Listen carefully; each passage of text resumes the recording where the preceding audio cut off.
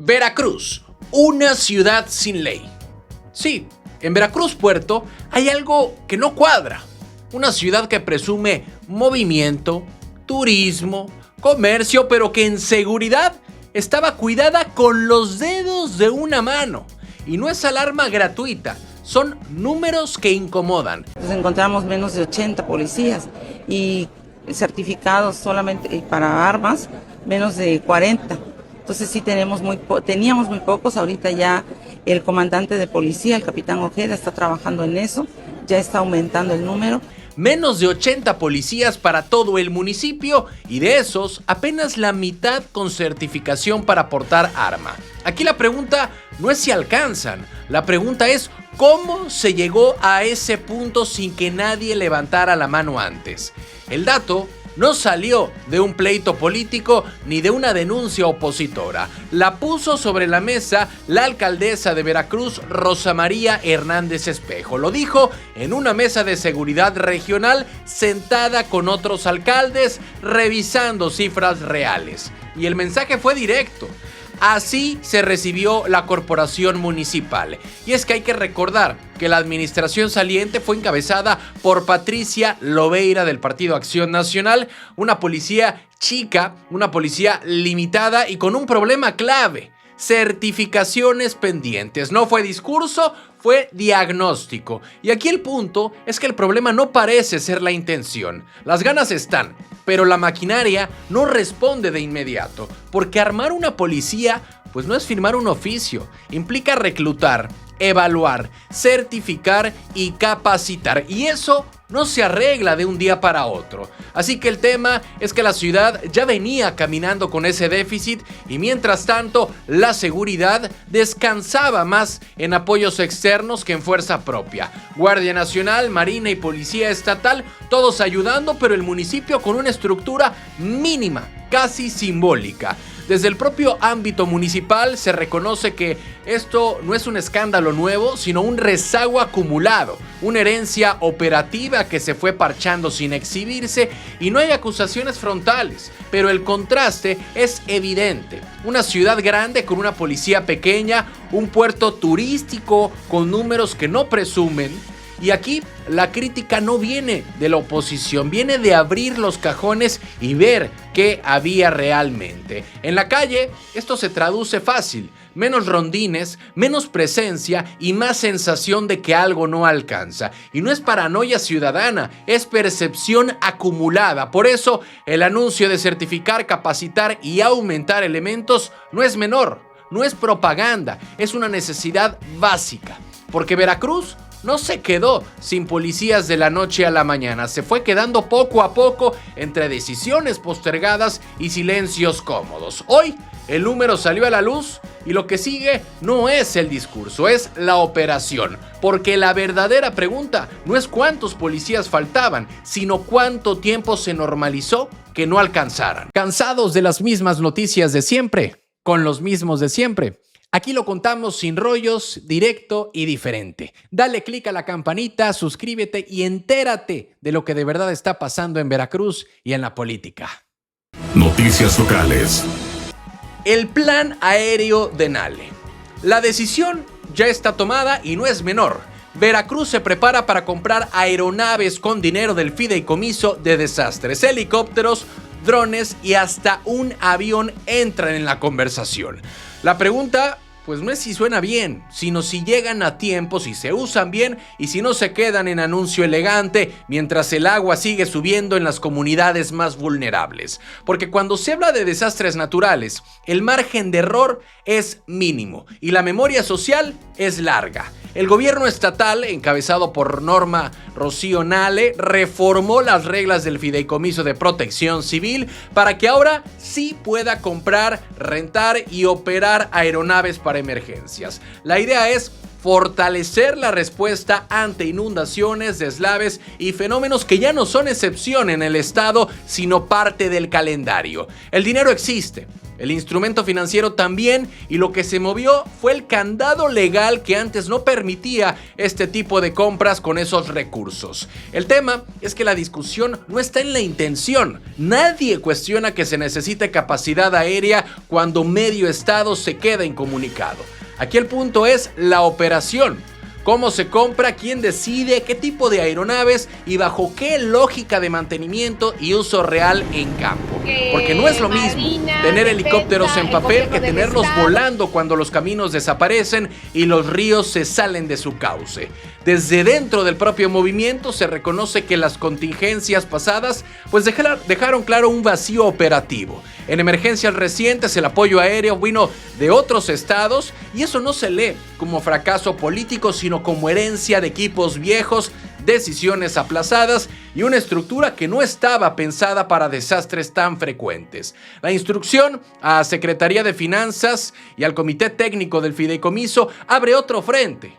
Reglas claras, tiempos cortos y cero margen para errores administrativos. En lugares como Poza Rica y la Huasteca, la gente no habla de fideicomisos ni tampoco de decretos, habla de horas sin ayuda, de comunidades aisladas y de rescates que no llegan. Para esas zonas, una aeronave no es un lujo, ni tampoco un símbolo político. Es la diferencia entre esperar o salir a tiempo. Y ahí es donde esta decisión se va a medir. No en conferencias, ni tampoco en boletines, sino en la próxima emergencia real, que toquemos madera, sea en mucho tiempo. Las ganas están y el anuncio ya se hizo. Ahora viene la parte incómoda. Que la maquinaria responda y no se atore en la pista administrativa, porque en Veracruz los desastres no avisan y la paciencia social se agota rápido. La pregunta que queda flotando es simple, pero también muy dura. Cuando vuelva a subir el agua, ¿los helicópteros estarán listos o seguirán en trámite? Noticias locales. El problema no era el dinero. Sí. Cuando la gente sale a protestar por un bono que ya estaba prometido, algo ya se rompió antes de que aparezca el primer comunicado. Y no es solo el dinero, es el mensaje de desorden que se filtra desde adentro. Y aunque el pago ya cayó completo según las versiones oficiales, la pregunta incómoda no se borra tan fácil. ¿Por qué tuvo que estallar el conflicto para que la maquinaria reaccionara? El anuncio llegó desde finanzas con un tono de cierre. Hoy les puedo comentar, y sabemos que hubo manifestaciones el día de ayer y como dice la señora gobernadora, pues la verdad es que por estos retrasos, pues una disculpa al sector salud y a los trabajadores del sector salud, pero les podemos decir que hoy ya cuentan con el 100% de beneficio. Todo pagado, asunto resuelto. La gobernadora asumió la falla y reconoció que el retraso no debía pasar, menos con personal que sostiene hospitales y turnos eternos. Y el dato clave es ese: el recurso estaba, no era falta de dinero y era otra cosa. Y cuando hay dinero pero no fluye, el problema se mueve a otro escritorio. El tema es que aquí no estamos hablando de mala fe, sino de una operación que no respondió. Las ganas estaban, el discurso también, pero el engrane administrativo se atoró. Primero se intentó una modalidad que no convenció a nadie, luego se corrigió sobre la marcha, que eran estas famosas tarjetitas para estarlas gastando solamente en tiendas como Chedraui, y en esa ida y vuelta el desgaste ya estaba hecho. Desde dentro del propio movimiento se reconoce que algo no caminó bien en salud, no por la cabeza, sino por las áreas que ejecutan, dispersan y deciden cómo aterriza una instrucción. Cuando la gobernadora habla de posibles ajustes, no suena a castigo político, suena a diagnóstico interno, a mover piezas porque el tablero no respondió como debía, y en la calle el mensaje fue otro. Para el personal médico y de enfermería, el retraso se sintió como desorden, no como excepción, y eso pega directo en la confianza. La ciudadanía no entra al detalle administrativo, solo ve hospitales protestando y se pregunta si lo básico está bajo control. El pago llegó, según las autoridades, sí, el conflicto se desactivó por el momento también, pero esa confianza esa opinión de la gente pues resulta a veces complicada porque el ruido quedó flotando, pero dejó algo claro, que el problema pues no era el dinero, sino cómo se mueve. Y ahí está la pregunta que sigue abierta en Veracruz. ¿Cuántos conflictos más necesitan estallar para que la operación empiece a llegar a tiempo? Noticias locales. El panadero veracruzano que desafía a Costco.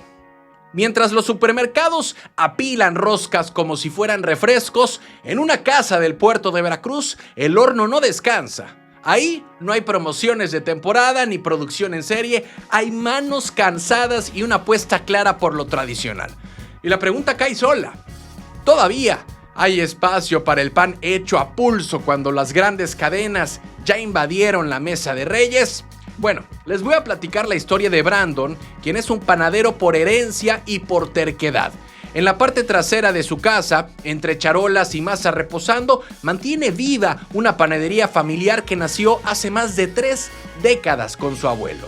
La panadería Carrasco no compite en volumen ni en horarios extendidos, compite en sabor, en proceso y en esa sensación de rosca casera que no sabe a fábrica. El tema es que aquí la rosca no sale de una línea automática, sale de madrugadas largas, de medir ingredientes, de esperar tiempos y de no apresurar la masa aunque no haya pedidos encima. Aquí el punto es ese, producir menos para cuidar el resultado. Una batidora industrial ayuda, sí, pero la decoración, la fruta, la pasta y el barniz siguen siendo trabajo a mano.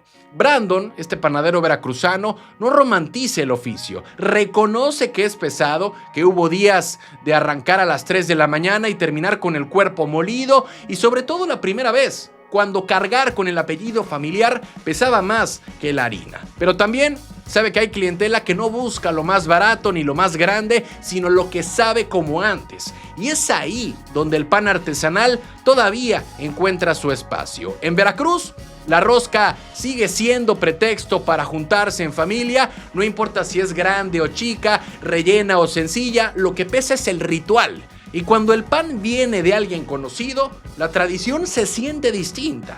Para muchas familias, comprarle al panadero local también es una forma de hacerle resistencia a las cadenas, ¿no? Brandon no sabe si algún día podrá abrir todos los días o tener un local propio. Por ahora, el horno sigue encendiéndose por temporadas y la tradición aguanta otro año más. La pregunta queda flotando. En una ciudad llena de prisas y productos idénticos, ¿cuántas mesas seguirán apostando por el pan que todavía tiene historia?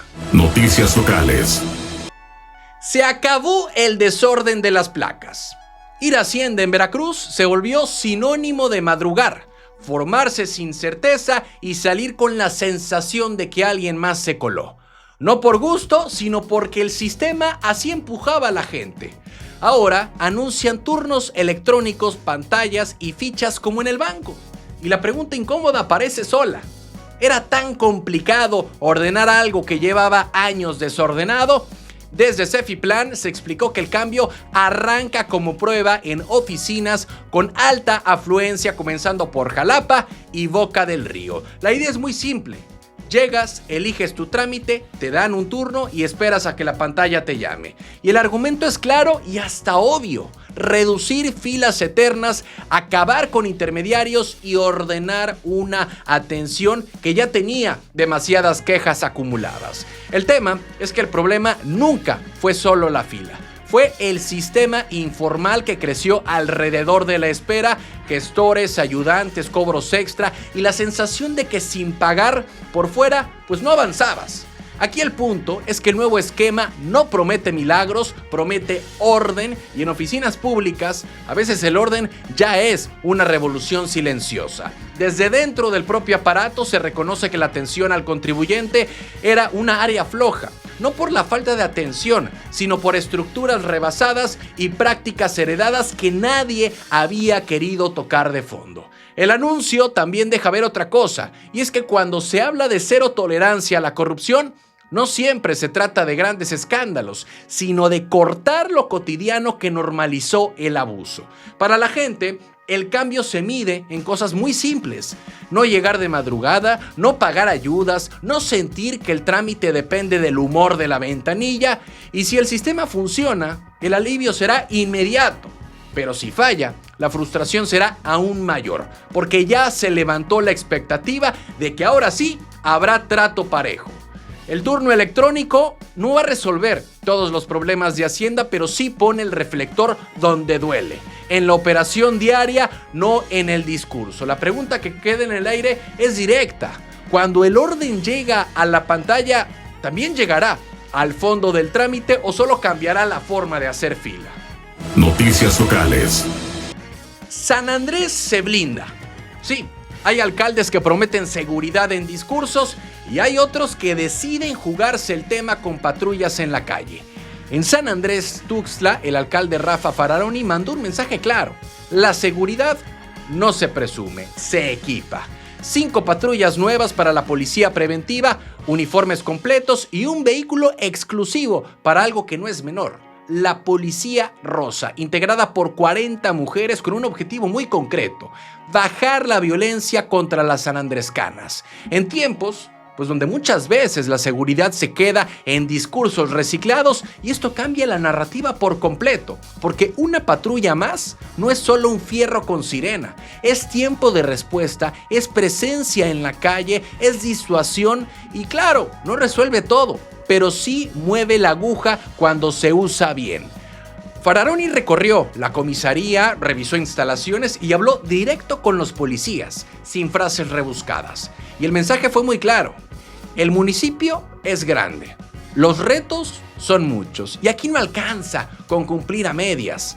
Responsabilidad, honradez y compromiso. Y aquí hay un punto clave que a veces se olvida. Cuando un alcalde entrega patrullas y uniformes, también se juega su credibilidad, porque si el equipo está, la exigencia sube. Así que ya no hay pretexto. Lo de la Policía Rosa no es adorno ni tampoco discurso de ocasión. Es una señal de que el tema de la violencia contra las mujeres se quiere atender con estructura, no solo con campañas. Y ahí también empieza la evolución real. Y ahí también empieza la evaluación real. ¿Es suficiente? Pues no. La seguridad no se arregla con 5 patrullas, pero tampoco se arregla sin ellas. Y hoy en San Andrés Tuxtla hay algo que sí se puede ver, que sí se puede tocar y que sí se puede medir. Ahora la pregunta es otra: ¿se va a notar en las calles? ¿Se va a sentir en las colonias? Porque al final ahí es donde se gana o se pierde todo.